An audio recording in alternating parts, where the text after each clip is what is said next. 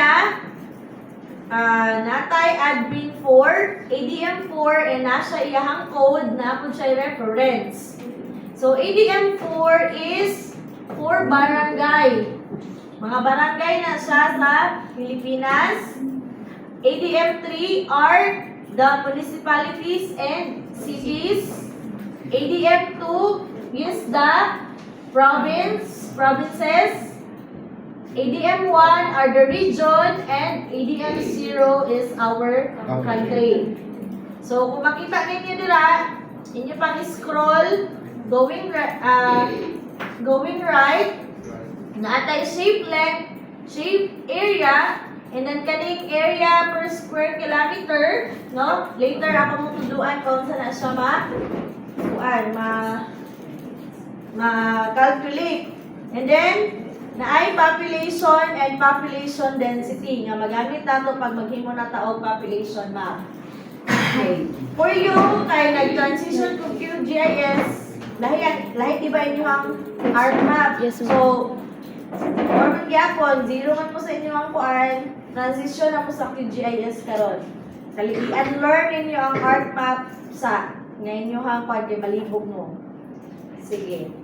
So, this is your attribute table. Mao na ang mga sulod. Example, kung ako ang input, no, ang katong GIS. Katong ato ang folder, no, kaning ADM 3. Tanan na to ang ADM 3. Dili siya paliha sa ADM 2, meaning per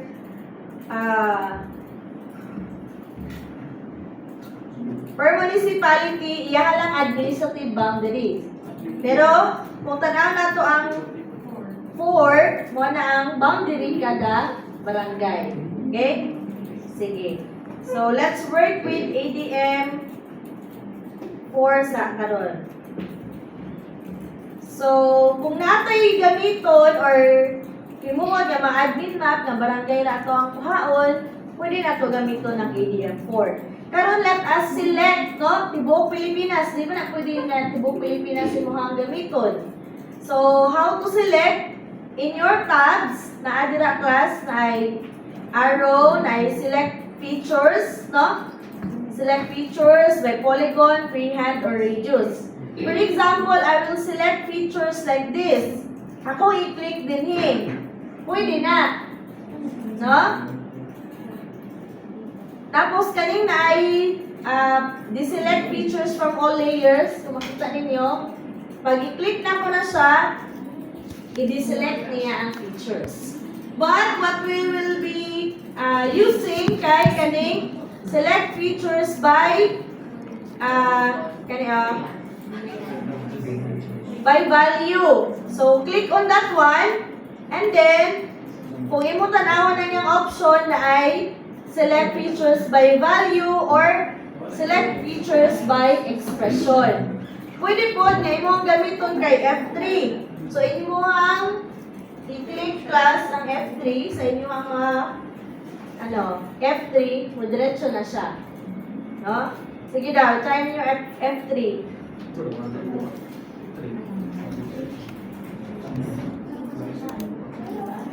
Click ang F3. F3 lang. Wala mo i-control. F3 lang. Sa taas.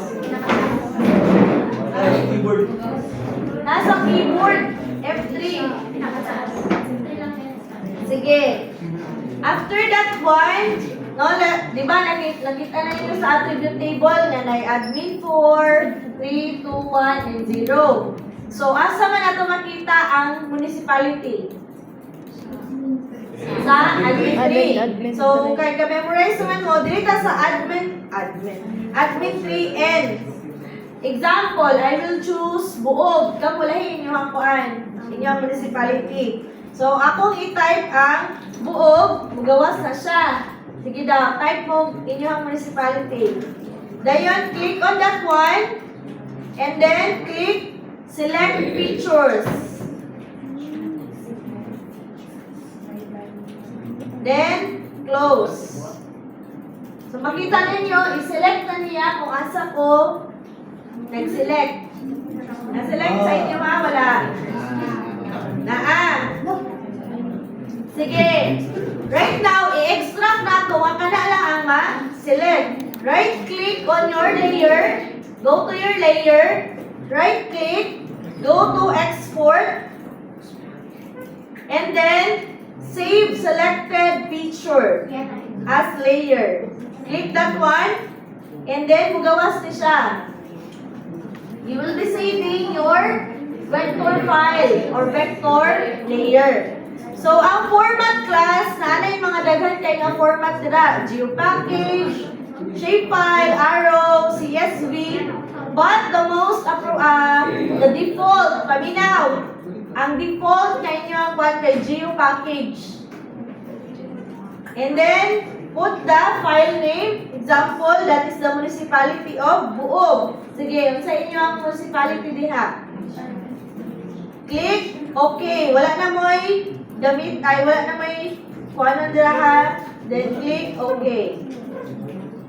So, kung makita ninyo class, na anay duha ka file sa layer. No, na anay duha ka file sa layer ninyo. Diba? Duha na? Wala. Pilay nyo ha? Duha. I-uncheck ninyo ka ng PHL.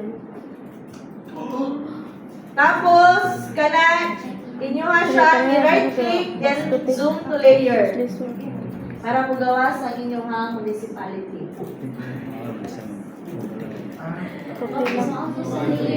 I-uncheck ninyo ang PHL. No, kung ako na-i-check, magawas to siya. No? Ang source. I-uncheck. And then, i-zoom to layer ninyo. Di ba, gibuhat ninyo yung zoom to layer kayo na?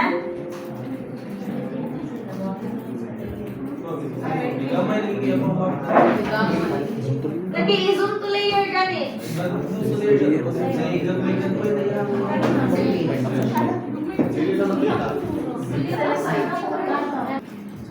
Makuha na na ako ang Zamboanga, Sibugay. Okay. So, kani ang mapa sa Zamboanga, Sibugay.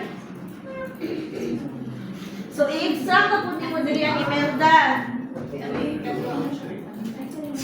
So, extract Imelda. Dire, Imelda. Na, Imelda. Select pictures. So, I know. Not the one. Select. Click more. Sa 3, di ba? Imelda.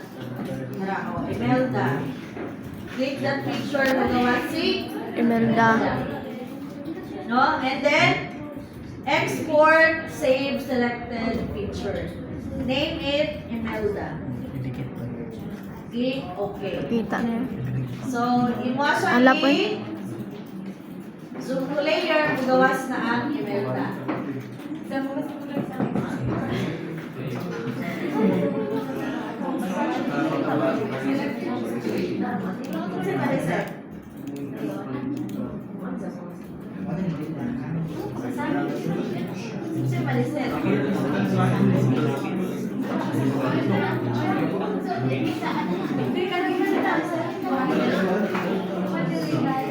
Magbuhat ang GC unya ba ipang send.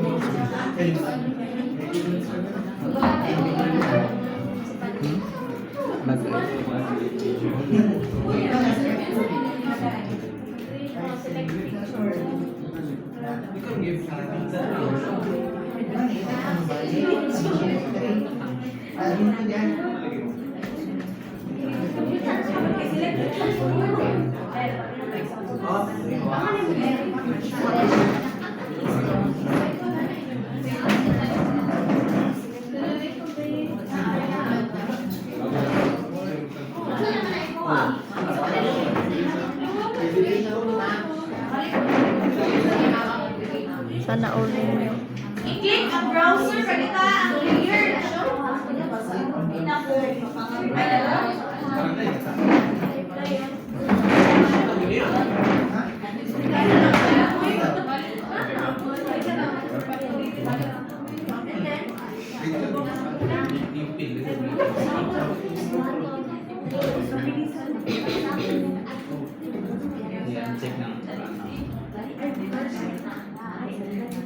Page F.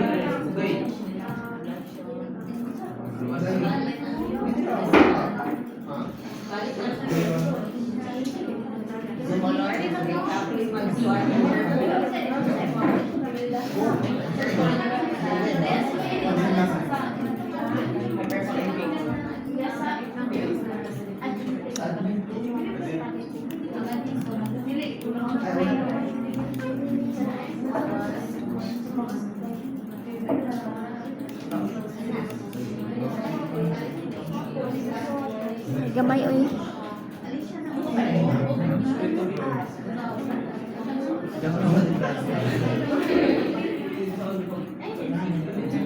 Sige class. That point. Remove sana ko ng email da ha.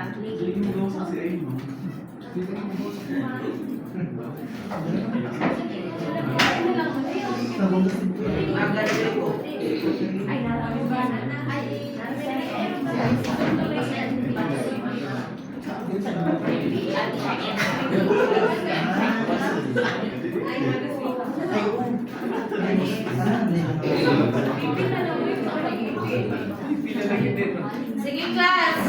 Balik ka. Kaminaw mo, hindi ko magbalik-balik na ha. Click on your municipality or city and then go to properties. And then go to symbology. After that, sa symbology ninyo, ibuka diya sa symbol, categorize, and click on the value. Gusto na ko ipagawas nga lahi-lahi yung color ang barangay, no? Kay admin map man. So, ADM 4, and then click classify. Mugawas sa tanan iya mga barangay. Gawas. Then uncheck all other values. And then click apply. Okay. So, ingani dapat ang mugawas sa inyo ha.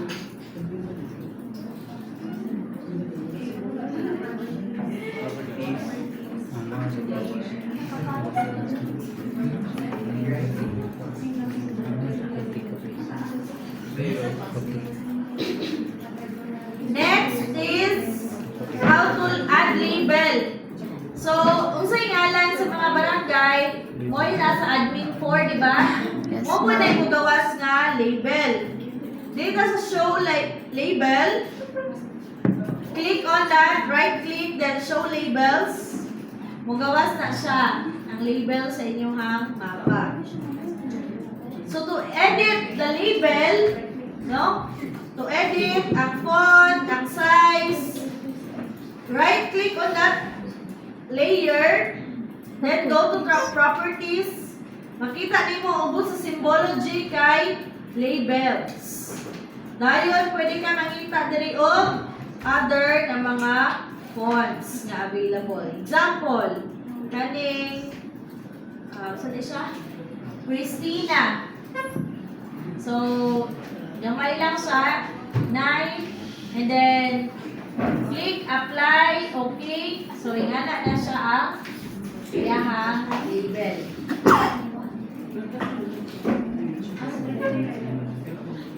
Pwede laylay yung font class, pwede laylay yung nga sizes. So, balik na sa symbology. Click properties, then symbology. Pwede na ninyo gamitan class nga graduated siya or categorize. Kaning random colors sa color ramp, no? Ato siya i-click. Pwede ka makita of other colors ana or you can create new ramp, no? Sample, diri sa color ramp o ganahan ko aning turbo. So, I will click apply and okay. So, mo left na turbo na siya, no? Search. What else? QJS. Kani lahat na po ng colors. Kaning mga green, no? Wala na tayo. So, pwede nga na. No, mas kanya mga coloring spectrum kay magamit nato sa chloropet o sa inyong mga Ano di mo analysis later. No, unsa nga file ang i-deal nato karon? Unsa nga type sa data? Admin. Unsa nga type sa data ato ang gina-work out doon? Victor. Vector. No, these are polygons, di ba? Yes, ma'am. Sige. Ito ang ilista na ang symbology. Ilistin ninyo kung sa inyong gusto class.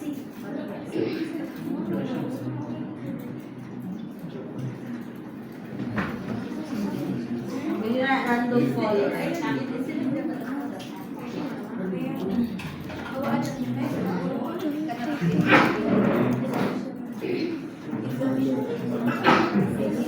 When adding a new layer, you go to layer and then Files. add layer, add vector layer, or you can have it Control Shift V. No? Magbago kag layer, Control Shift V. So another browser. Sample, i-click na ko tong admin tree. Bago na po siya nga layer. Search lang. So, lahat ni siyang layer. Makita na to, kanina ay naka-arrow. O, di, sa Hindi ko documents. na ang iyahang Downloads layer. So, mugawas gyapon si kaninga frame. But,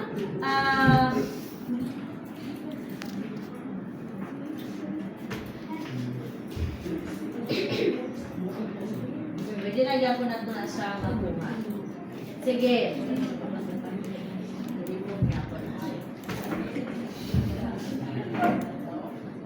Nine magnifier ninyo na class and then the scale. Makita ninyo dire. Diba? The higher the scale, the smaller the map. It is inversely proportional. Wala gapon eh. Sige. Now let us try to have a layout. Paano sa mag-layout sa inyong mapa? This is just a simple map. Na napunuran ninyo na may label. Sige. So, go to project and then new print layout. Or you can have it Control P, new print layout. And then create print layout. Example, ADM4. Or sa inyong gusto. Depende sa buo, Gemelda. And then click OK. So you will go to another window. Nato na mo. Another window. Tingnan niyo.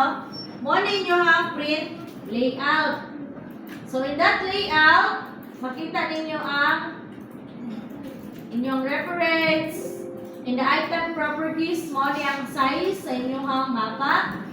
So, pwede na maggamit og A4, A6, until, depende kung sa inyong mapa, or legal, or letter, or long band. Legal. So, I will use A4. And then, for the landscape orientation, you can have it portrait or landscape. Let us choose landscape. And then, after that, let us add items, no? Example, how will you add? Mag-add sa taong niyahang frame. Sige, let us add a border. By adding that one, let us add shape, add rectangle, and then from here, from edge, imo siyang iutang nila. And then, add another item. When you say add map, ibutang ninyo dire. Add map. Okay, ma-add na ninyo inyong mapa. So, here class, natay pan layout, no? Example kanang hand. Natay magnifier, ma-zoom in, or ma-zoom out. Natay kaning selection kay ma-move nimo, no? Ang imuhang mapa. And then this one here, ang next kay i-move niya ang nasa sulod sa imuhang frame. Example kani. Ma-move na nako ang sulod sa frame.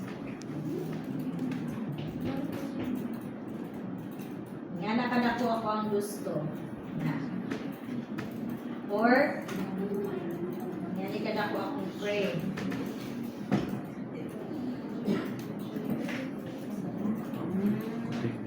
Okay? Kuha na ninyo?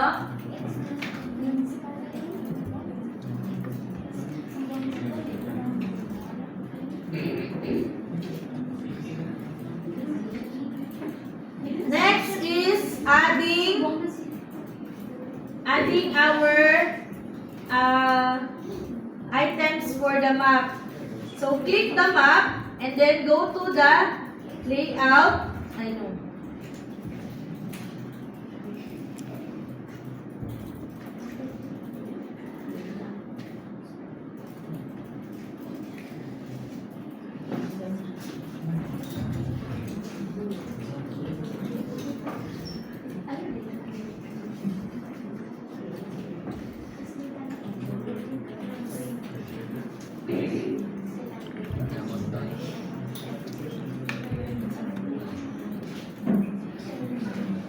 Sige.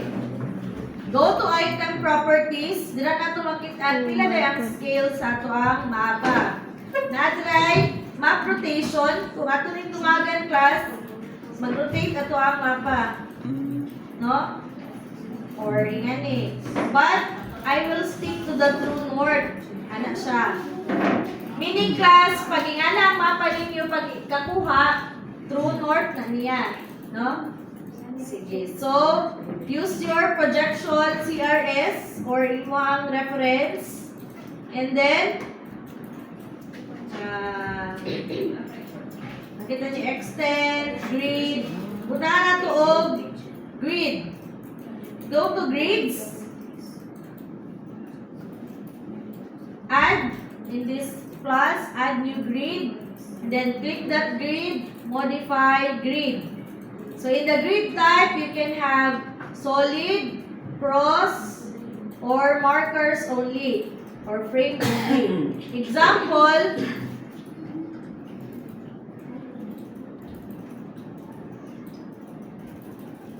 sa atong frame, wala ko ibutang ang frame.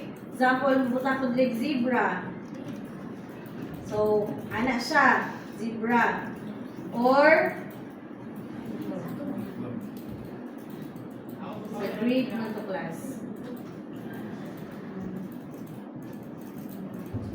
Or nautical.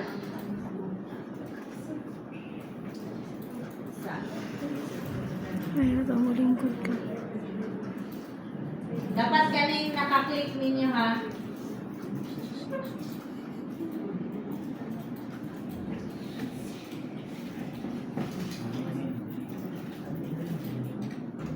Balik na ako.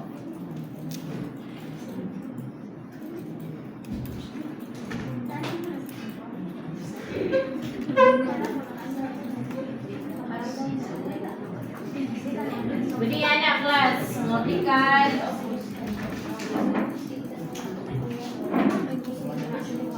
Sa siya din.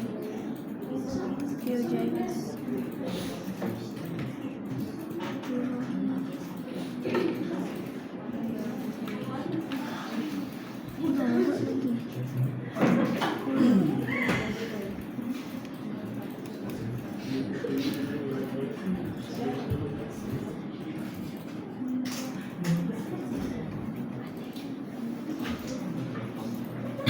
And then, Map. go again to your grid. You can modify that one. Map units. Bilang yung interval. Sa full 5.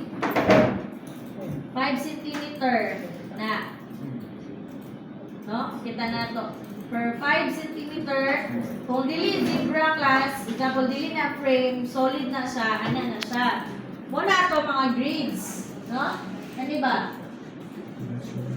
So dili ta gusto nga ingana sa waing kaayo no ang ato ang mapa kung ingana. So I will use the frame and annotation only. Muna nakaingana siya. And then draw coordinates. Masya ul.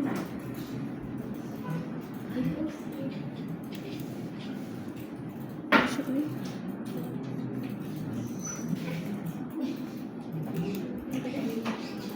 You draw your coordinates. Masya ul. Masya. And then, wala pa tayo internet. Kaning outside frame. And then put it vertical ascending. Para maana. And the other one on the right side, vertical ascending. Or vertical descending. Depende sa gusto ninyo. Yan.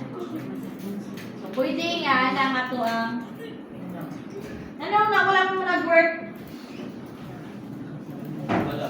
Saan yung photographic memory?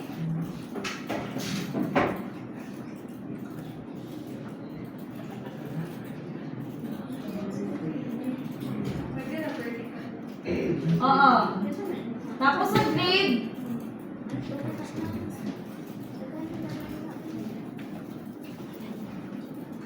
ito mo balik sa grade.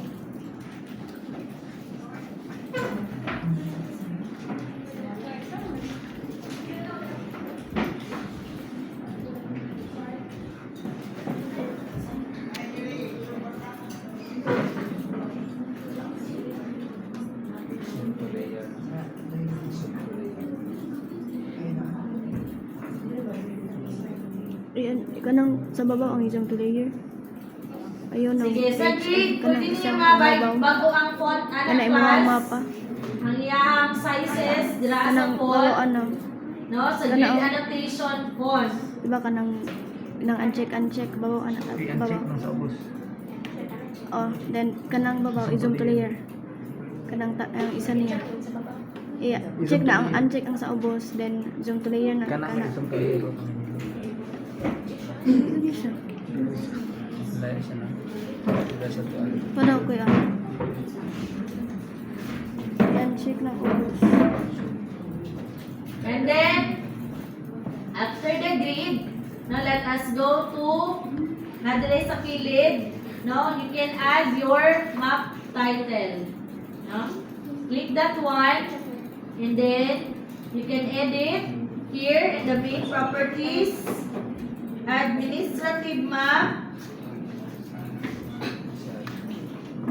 of buo. Like kung ano. Or it can be a dynamic text. Pwede ninyo i-add. Wala And siya. then Wala horizontal siya. alignment. Wala siya katong gamay. Naka-tap siya. Wala siya skill bar. Wala siya skill bar. Tapos And yung then the word font. arrow. Example, kani. Skill bar. Tapos, font size. So, pwede mo na buhaton ka sa administrative map o buog.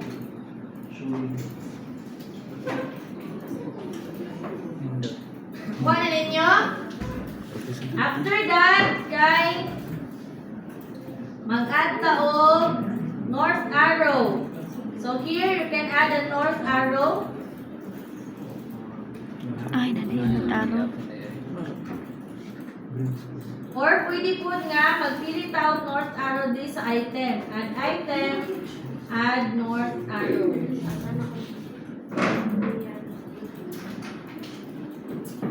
So, pwede makita ka og other nga arrows like that. No, makita ni mo dito sa kaning accommodation, arrows, crosses. So,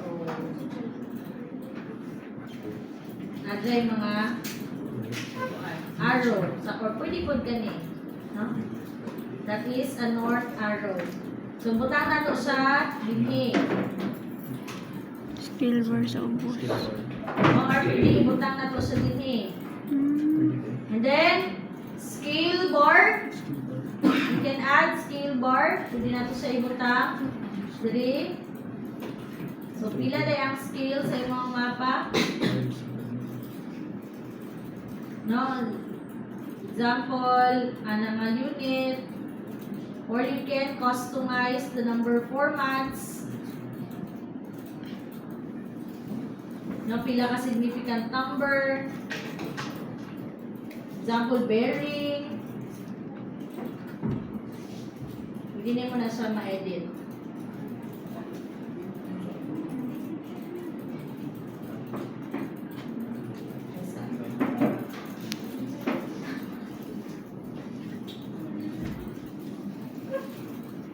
So,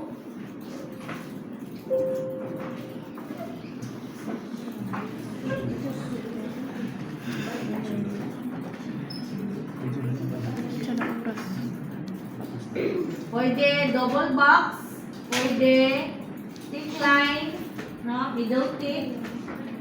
Scale bar can be in meters or kilometer for your units. Pila ka segments? No, left 3, right 2, depende. No? Yan na mga segments. This is bearing.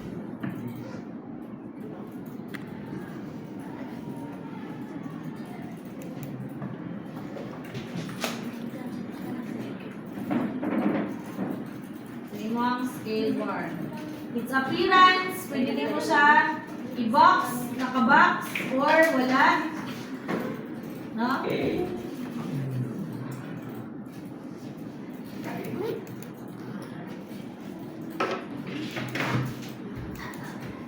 Iyang style, o sa iyang style, depende sa imuha. And then, its position, pwede mo siya dira, sa tunga, or dire. Its frame, butangan ba yung frame?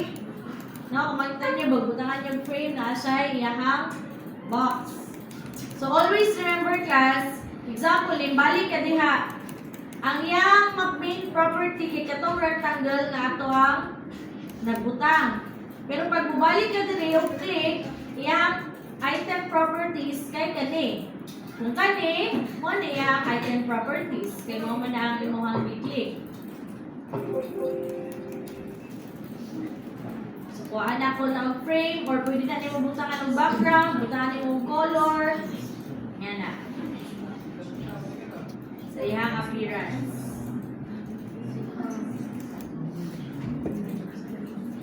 Okay, butang ka lang, anak. Then, butangan ninyo og what else? Legend. Add legend. You can add legend. And kani ang magawas. No, as kani ang mga legend kay Siya dito frame. then go to your item properties. So the title of that is your legend. Anak. No? Hirap din mo ang text. And then, unsa ang nasa legend items. So, pwede nyo na siya tanggalon. Like, tanggalon nato ni si Bugay.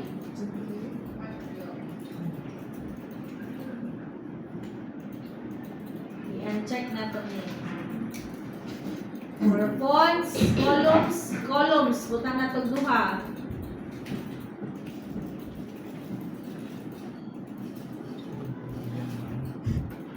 Na to ha.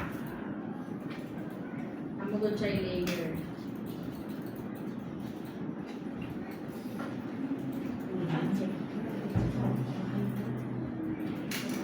I-uncheck lang yun ang auto-update. Anilangan ko ang pa. So, butang na to nga 2 columns yan.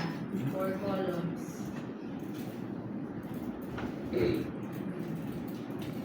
Split layers into 4 columns. So, mabutang ninyo ang inyong hang. Tapos, naka-center or naka-group, i-align lang ninyo class. Ganyan siya.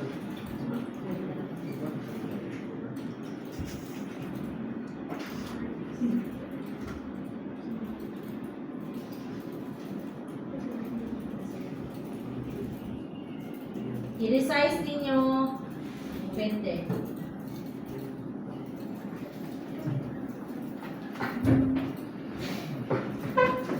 So, mabutang na ang inyong legend. And then, you can add other dynamics like add shape, add marker. So, yung mga marker din mo, like this one. No, kana ka, kuhan din, munisipyo. Or kani ang kapital. No, marker man eh. Tanay mo nga, mo na yung capital sa buog.